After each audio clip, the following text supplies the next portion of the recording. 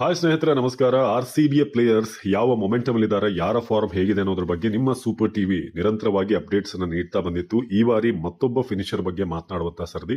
So ನಮ್ಮಲ್ಲಿ ಪ್ರಶ್ನೆ ಇತ್ತು, ಬೆತೆಲ್ ಹೇಗೆ ಆಡ್ತಿದ್ದಾರೆ, ಹಾಗೆ ಟಿಮ್ ಡೇವಿಡ್ ಅಂತ. ಸೊ ಬೆತೆಲ್ ಕೂಡ BBL ಎಂಡ್ ಅಲ್ಲಿ ಅವರೀಗ ಇಂಡಿಯಾ ಸೀರೀಸಿಗೆ ಬಂದಿರೋದ್ರಿಂದ ಎಂಡ್ ಅಲ್ಲಿ ಸಖದಾಗಿ ಆಡಿದ್ರು. ಹಾಗೆ ಡೇವಿಡ್ ಅಂತೂ ಪ್ರತಿ ಮ್ಯಾಚ್ ಅಲ್ಲೂ ಕೂಡ ಒಂದು ಸಖತ್ ಫಿನಿಶ್ ಗಳನ್ನು ಮಾಡ್ತಾ ಇದ್ದಾರೆ. ಬಟ್ ಇವಾಗ ಮೂರನೇ ಫಿನಿಷರ್ ರೊಮ್ಯಾರಿಯೋ ಶೆಫರ್ಡ್. ಸೊ RCB ಅಂತೂ ಇದು ತುಂಬಾ ಒಳ್ಳೆ ನ್ಯೂಸ್, ಯಾಕಂದ್ರೆ ಅವರೀಗ IL T20 ಆಡ್ತಿದ್ದಾರೆ ದುಬೈಯಲ್ಲಿ. ಸೊ ಆ ಒಂದು ಟೂರ್ನಮೆಂಟ್ ಅಲ್ಲಿ ನಿನ್ನೆ ಆಡಿರುವಂತ ಇನ್ನಿಂಗ್ಸ್ ಅಂತೂ ಸಖತ್ತಾಗಿತ್ತು. ಅದು ಕೂಡ ಅವರು ಗಳಿಸಿರೋದು 13 ಬಾಲ್ ಅಲ್ಲಿ 38 ರನ್ ಚಚ್ಚಿದ್ರು.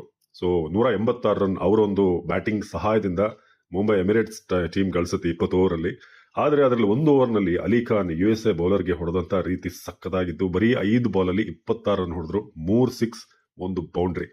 ಒಂದೊಂದು ಶಾಟ್ಗಳು ಕೂಡ ಅಷ್ಟು ಕಾನ್ಫಿಡೆಂಟ್ ಆಗಿತ್ತು. ಇದನ್ನೇ ಚಿನ್ನಸ್ವಾಮಿ ಸ್ಟೇಡಿಯಂ ಅಲ್ಲಿ ಹೊಡೆದ್ರೆ ಯಾವ ರೀತಿ ಇರಬಹುದು ಅಂತ ಇಮ್ಯಾಜಿನ್ ಮಾಡೋ ರೀತಿಯಾಗಿ ಗಯಾನಾದ ಈ ಬ್ಯಾಟ್ಸ್ಮನ್ ಆಡಿದ್ರು. ಸೊ ಕೊನೆಯ 5.1 ಓವರ್ ನಲ್ಲಿ ಅಂದ್ರೆ 31 ಬಾಲ್ ಅಲ್ಲಿ 77 ರನ್ ಬಂತು. ಇದು ಬಹಳ ಮೇಜರ್ ಆದಂತಹ ವಿಚಾರ.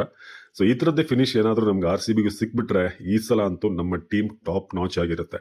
ಸೊ ರೊಮ್ಯಾರಿಯೋ ಶೆಫರ್ಡ್ ಅವರ ಕ್ಯಾಮಿಯೋ ಅವ್ರ ಟೀಮಿಗೆ ಏನು ನೈಟ್ ರೈಡರ್ಸ್ ಆಪೋಸಿಟ್ ಇದ್ದಿದ್ದು. ಸೊ ಅವ್ರ ಟೀಮಿಗೆ ದೊಡ್ಡ ಹೊಡೆತ ಕೊಡ್ತು. 38 ರನ್ ಬರೀ 13 ಬಾಲ್ ಅಂದ್ರೆ ತಮಾಷೆ ಅಲ್ಲ. ಸೊ ಚಿನ್ನಸ್ವಾಮಿ ಸ್ಟೇಡಿಯಂ ಅಂತೂ ರೊಮ್ಯಾರಿಯೋ ಶೆಫರ್ಡ್ಗೆ ಹೇಳ್ಮಾಡಿಸ್ತಾ ಆಗಿದೆ. ಸೊ ಆದ್ರೆ ಈಗ ಫಿನಿಷರ್ ಯಾರು ಅನ್ನೋದೇ ಈಗ, ಯಾಕಂದ್ರೆ ಬ್ಯಾಕಪ್ ಬೇಕು ನಮ್ಗೆ. ಬೆತೆಲ್ ಅನ್ಕೊಂಡಿದ್ದೀವಿ, ಟಿಮ್ ಡೇವಿಡ್ ಕೂಡ ಸಖತ್ತಾಗಿ ಆಡ್ತಿದ್ದಾರೆ. ಶೆಫರ್ಡ್ ಕೂಡ ಬಂದಿರೋದ್ರಿಂದ ಮೇ ಬಿ ನಮಗೆ ಆಪ್ಷನ್ಸ್ ಜಾಸ್ತಿ ಇದ್ದಷ್ಟು ಒಳ್ಳೇದು ನಮ್ಗೆ. ಯಾಕಂದ್ರೆ RCBಗೆ ಪ್ರತಿ ಬಾರಿ ಹಿಂದೆ ನಾವು ನೋಡಿದ್ರೆ DK ಅವ್ರನ್ನೇ ಡಿಪೆಂಡ್ ಆಗ್ತಾ ಇದ್ವಿ.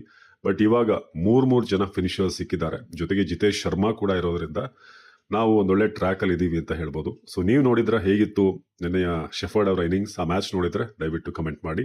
ನಮಸ್ಕಾರ.